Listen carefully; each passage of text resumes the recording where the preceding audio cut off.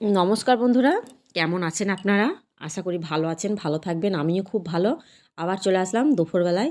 এখন বাজে বন্ধুরা 11টার মতো। আমি রান্না বসিয়েছি দুপুরে। দুপুরে রান্না আজকে করব। আজকে বাইরে খুব রোদ উঠেছে। দুদিন ধরে তো মেঘলা মেঘলা করছিল, একটু শীত শীতও করছে। শিবরাত্রি তো সামনে, রোদ উঠেছে, তার জন্য ঘিয়ের কৌটাটা ওখানে জানলায় রেখেছি, একটু গলে নামবে। শীতে তো জমে গিয়েছিল। আর এখানে আমি কড়াইয়ে তেল দিয়েছি, ওইদিকে উনুনে ভাত বসিয়েছি, মাছ ভাজবো। কাতলা মাছের ঝাল করব মশলা দিয়ে।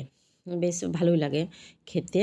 ভাবলাম পোস্ত করব, কাতলা পোস্ত করব, কিন্তু ছেলে বলল না, মশলা করো। ছেলে একটু মশলা খেতে ভালোবাসে, কিন্তু আমি তো দিই না। এখানে শিলে আমি মশলা রেখে দিয়েছি, গোটা জিরে, আদা রসুন লঙ্কা আর গোলমরিচ গুঁড়ো আছে, একটু দিয়ে দেবো। গোলমরিচ গোটা দিলাম না। আর ওখানে পেঁয়াজ টমেটো কেটে রেখেছি। ওইদিকে হাঁড়িতে ভাতও হচ্ছে, ভাতও বসিয়ে দিয়েছি। ছেলে স্কুলে থেকে এসেছে, টিফিন করলো না, তার জন্য আমি ভাতই বসিয়ে দিলাম। তাড়াতাড়ি ওকে ভাত দিয়ে দেবো। এখানে মাছ আমি ভেজে নিয়েছি, ওখানে মশলাটা কষছি বন্ধুরা। মশলাটা কষা হলে আমি ঝোলটা বানিয়ে নেবো।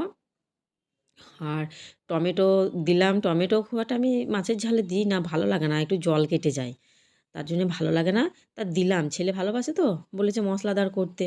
একদিন ছেলের আবদারও রাখতে হয়, তার জন্যে। আর বন্ধুরা জল দিয়ে দিয়েছি ঝোলের জন্যে।